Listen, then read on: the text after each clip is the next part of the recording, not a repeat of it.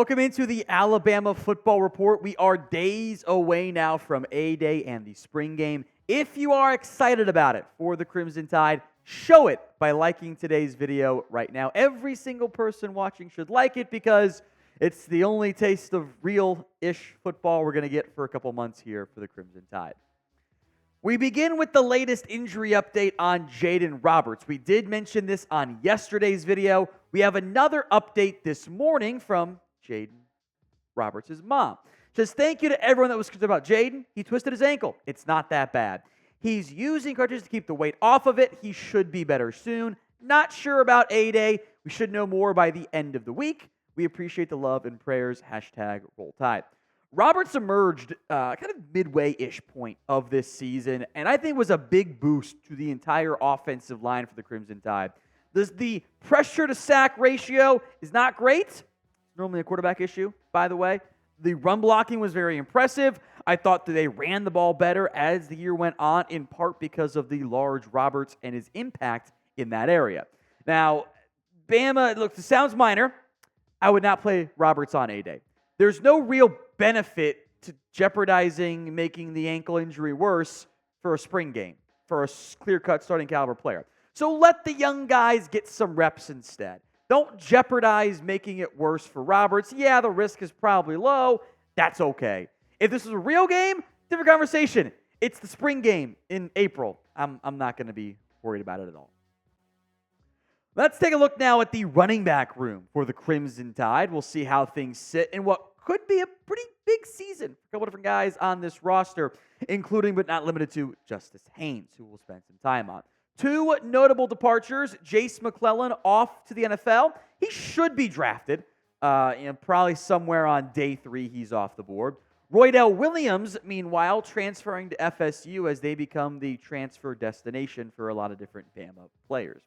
McClellan was never a 1,000-yard rusher for the Crimson Tide, but he was a good part of a rotation. Almost 5 yards a carry this past year. 655 yards back in 2022. Kind of tweaked that ankle a little bit down the stretch.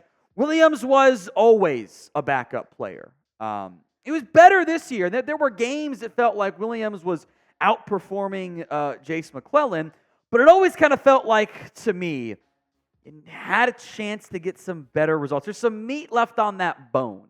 And I am very excited to see how Justice Haynes fares in his first real look at playing time. There were a couple games he got involved in down the stretch. Maybe he was a bit nicked up, but I just think he kind of fell out of favor a little bit after so much spring hype. We learn our lessons on those. I think 2024 is going to be a big year for Haynes. Plus, there's Jam Miller and some other young pieces we'll discuss. So, potentially bold prediction for you guys. Is Alabama upgrading at running back in 2024? It's the pinned comment on today's video, so you should know the drill by now. Y for yes, and for no, especially if the ad comes on YouTube. I am all the way in, and you are too, right? Yeah, producer Chris is as well, on a Justice Haynes breakout season in his sophomore campaign. We saw flashes of it in small sample size and not always the most pivotal moments. And we were alive for that Michigan game. We're like, you should play Justice Haynes more. 7.3 yards a carry against Middle Tennessee. 4 for 22 against Mississippi State. 2 for 11 against Arkansas. 6 for 33 against Kentucky. Big game against a crappy Chattanooga team. He played really well against Michigan. 4 carries, 31 yards, 7.8 average when they were having some success with the ball with Haynes, and then kind of just didn't use him in the back half of that. After flashing early, then kind of forgot to use him again. I'm going to blame Tommy Rees for that one since he's no longer here. His name is not Nick Saban, so it's Rees's fault. That's what I've decided. Now, there is special teams help from Justice Haynes as well. That was one of his bigger roles. He had over 100 snaps this year, or last year, I should say, on special teams, most of them on return duties, but that's noteworthy. Now, he did struggle in pass protection last year. And that's true for a lot of different young backs, that most of these guys aren't good in pass protection because a lot of times they're the top guy on their football team, right? They are the key piece of their offense in high school. So they are involved getting a lot of carries and or catching passes. They don't get that much experience in pass protection. I think that'll be a big focal point for him this offseason. It is probably the biggest reason in the end why he ended up not playing more this past year. Now, it's not just Haynes on this roster. It's also running back Jam Miller. He will be a true junior in 2024 and is primed to also have a bigger role this season than what we saw previously. Played a decent amount as a freshman, 33 carries, 223 yards. The efficiency did go down this year. It was down to 201 yards. It's also why I was kind of so impressed by what we saw out of Justice Haynes. That's still 5 yards per carry, by the way, to be clear. It's still really good. But a lot of times for these third and fourth backs, they get these reps late in games when the opposing defense knows it's a run. Not always as primed for big runs in those scenarios. So of the two backs, who has more production in 2024? I think you know my vote. H for Haynes, M for Miller. Go vote in the comments. I do think Miller will be a solid pass catcher for this Crimson Tide team as well. There is kick return ability on top of that. Very curious how that all plays out. Kind of want to see Emmanuel Henderson, but that's a different conversation there. I think the 1-2 punch of Justice Haynes and Jam Miller has the potential to be really, really impactful for Alabama. I think this will, again, be kind of a power run team with some zone concept mixed in, don't get me wrong, but a run ball team that plays into deep shots for quarterback Jaeden Roberts. That is my guess with what we'll see from this Bama team. We'll maybe see some more at the spring game. More on that in a little bit.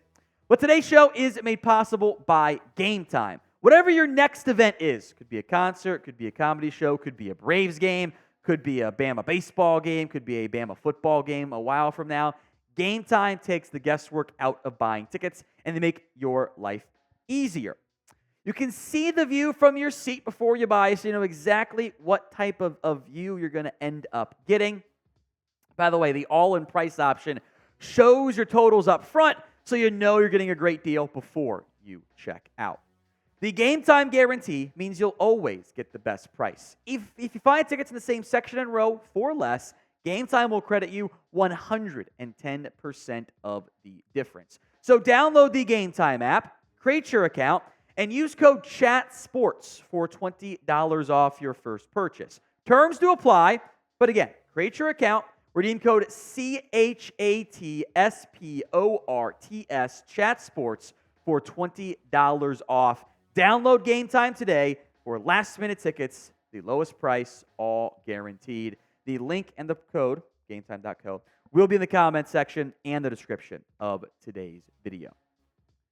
The other previous on the roster running back is Richard Young, who is going to be a redshirt freshman, only played 3 games last year, therefore he still has that the redshirt year, which I do like that rule change, by the way, for players. 9 carries, 24 yards, a touchdown. He didn't do much of anything last year at the TD, but those are all kind of bad competition games. So I am curious how many, if any, meaningful snaps he'll end up getting this year. I think he's clearly RB3 behind Haynes and Miller as we sit right now. So the health of those two guys will be the main focal points. Plus, maybe one of the freshmen impress. I think he can fit in if needed. I think he can help this team if required. But from what we saw last year, at small sample size, I know, I want to get Haynes going and I want to get Jam Miller going. Now, Young wasn't a bad recruit. In many ways, the other running back recruit from the 5-star Haynes, he was still a top 60 overall player. The number 4 ranked back, number 14 player from the state of Florida. But he also has to hold off a couple of highly touted recruits as well. That's Kevin Riley and Daniel Hill, 2 incoming freshmen who have some pretty good resumes in terms of recruiting, which, it's not always a guarantee. We've seen that many times. Riley was the number 76 overall player. That was the late Miami Hurricanes flip. 4-star, number 3 ranked running back in his class, by the way. 7th ranked player from Alabama, right out of Tuscaloosa. Daniel Hill, who, man, I remember when we first rebooted the channel, we were talking about Daniel Hill for a while and finally committed later on in the process. Number 150 overall, 14th ranked back. He's out of Mississippi. Now, we'll get to see a bunch of these guys, not just the backfield, but everybody on the roster, minus some injuries and whatnot, during the A-Day spring game. Producer Chris, for the first time, will be solo producing that game. Should be fun. He'll have some fun for you guys as well. Hit that sub button so you don't miss out. YouTube.com/@RollTideTV. One more note before we go. I do think retaining Robert Gillespie was a big deal for Kalen DeBoer and this staff, not just for development, but also for recruiting, both outside and I think keeping your own players. Justice Haynes could have left. He could have left and gone to any program in the country he wanted to.